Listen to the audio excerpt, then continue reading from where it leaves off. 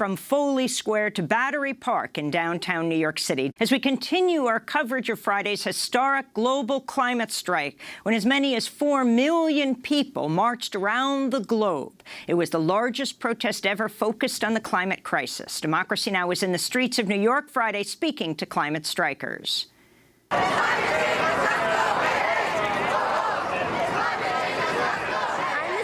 I'm 12 years old, and I'm here today because I believe that age doesn't matter, and sure, we can't vote, but we still have a voice here. The earth is really messed up. We should have fixed it a while ago, and it's just not fair.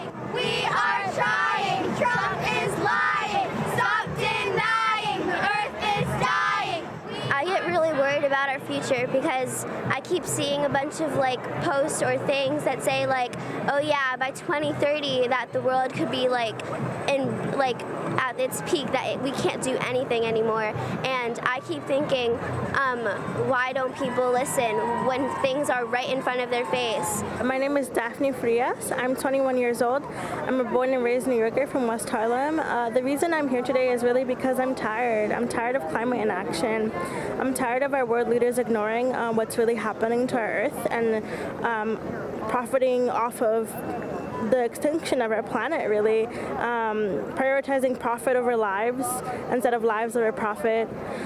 Being Latina, my Latina community, the Hispanic community, they are disproportionately faced by climate change because of the institutions that are placed in our communities. We have fossil fuel plants, we have garbage waste plants, we have bus depots and countless other infrastructures that pollute our environments.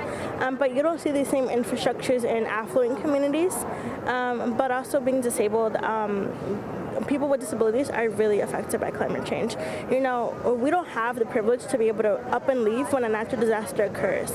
And because natural disasters are getting more unpredictable, we're becoming prisoners to our habitats, our apartments, our homes, because we can't predict the damage that these storms will be able to bring.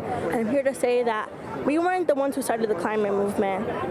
There's many generations before us who've been fighting for the same change, but we will be the ones to end it because enough is enough. Eu sou Sônia Guajajara. I'm Sônia Guajajara. I'm one of the executive coordinators of Brazilian Indigenous Peoples Articulation, and I'm here today to participate in the climate march bringing the voices of the indigenous peoples of Brazil to denounce all the destruction of the environment, the destruction of the Amazon, and the legalization of a genocide against indigenous people. Da Amazônia e a legalização do genocídio dos povos indígenas no Brasil. Há 519 anos, os povos indígenas do Brasil resistem. For 519 years, indigenous people in Brazil have been resisting, and we've been resisting by fighting against the political and economic powers that, under the name of development and in the name of progress, are authorizing more and more exploitation of our natural resources. Autorizando, a exploração dos recursos naturais, explorando minérios, exploiting mines, exploiting the rivers, and it's directly affecting our way of life. Afetando diretamente os nossos modos de vida. E a Amazônia está queimando, neste momento, muitos dos territórios. The Amazon is burning at this exact moment. Lots of territories are on fire. Nós atribuímos o aumento desses incêndios a esse discurso, do governo Bolsonaro de. We attribute the increase in the fires to the rhetoric of the government of Jair Bolsonaro that incites attacks, that incites invasions, and incites deforestation. Práticas do governo Jair Bolsonaro, The practices of the Bolsonaro government are consolidating this government as the biggest enemy of indigenous people and the environment. Acho que nós estamos nesse momento do despertar. I think we're in a time of awakening. Lots of people are waking up to the urgent need to fight for the environment. And for that, it's necessary for people to have political and ecological consciousness, to call out and pressure the governments in their countries in order to adopt sustainable policies, not only destructive ones. Para poder adotar políticas sustentáveis e não apenas de destruição. My name is Ramon Cruz. I'm with the Sierra Club. 2 years ago exactly in Puerto Rico, we saw the most devastating hurricane that we have seen in many generations, no?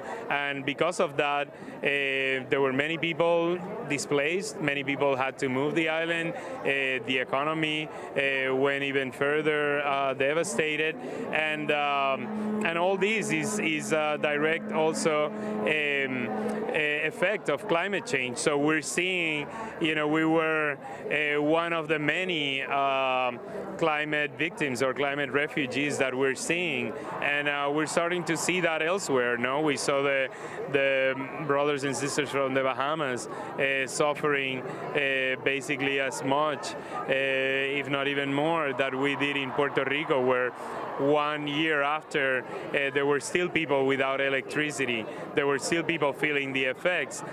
My name is Tanika Bright. I just turned 18 years old, and I'm here because climate change is an urgent issue. Scientists say we up to 2030, and I'm only going to be like 29 then, so it's my future at stake.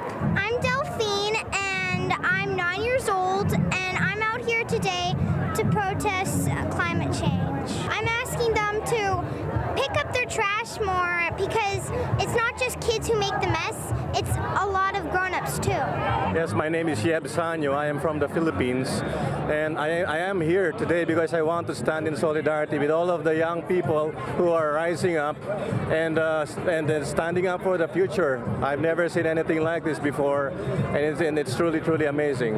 Yes, the climate crisis is a matter of life and death for Filipinos, and we all know that the story is quite simple and classic. Those who have the least contribution to this problem are those who feel the brunt of its impacts, and that is so unfair, that is so unjust. And in the Philippines, we face massive typhoons, superstorms, and massive droughts, and this is a matter of life for us, and it's affecting real lives, real people, real livelihoods. And when we come into the streets like this in my country, when you defend the environment, you can die, you can be killed. And I hope people in America recognize that you have this space to be able to express our views about the future and about the planet. But not every country in the world has that privilege. My name's Alina Hassan. I'm from the Bronx High School of Science, and my science says that ExxonMobil knew about climate change about 50 years ago, and they did nothing about it. They actually paid money so that they could deny it. They spread propaganda against climate change, and we need to hold them accountable.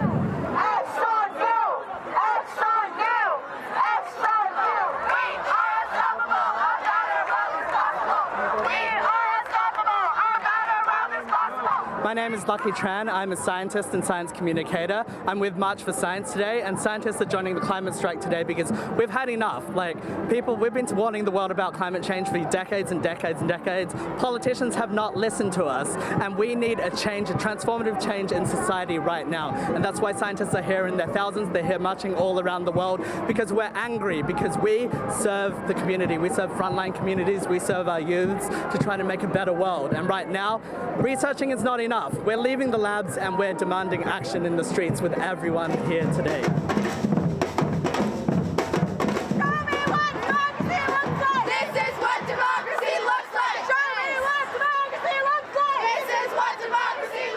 My name is Halima Ali Adam, and I'm from Somalia, and I work for an organization called Save Somali Women and Children.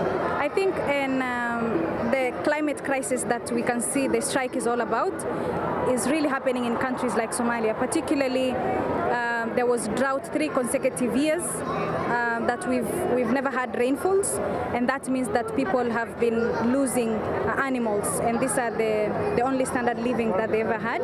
So meaning that they've lost literally everything. So that means that once they lose everything, then they have to be displaced. And once you're displaced, it means that you're forced out of your house. Once these families are forced, of course, it exposes them into risks of being, human rights violations happening.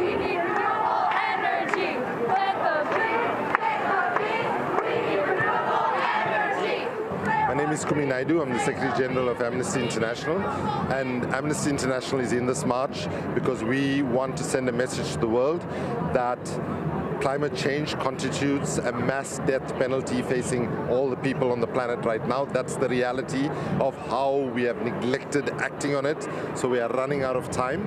And the significance of this particular day, which is already, we know, the largest number of people have come out on a single day of climate action, is the fact that young people have brought a moral appeal and a prick to the conscience of even the most toughest CEOs of fossil fuel companies.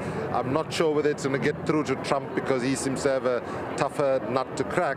But bottom line is, I feel that we are reaching the tipping point now where global public opinion is shifting in a direction where it's going to be irresistible for governments to not act. So yes, we are not there yet, but the momentum is building to send a message that nature does not negotiate, we cannot change the science, and all that we have in our will to change now is political will. And to existing political leaders, they need to understand that political will is a renewable resource, so if they don't get their act together, they will find themselves out of power if they're not willing to listen to the appeals of our children.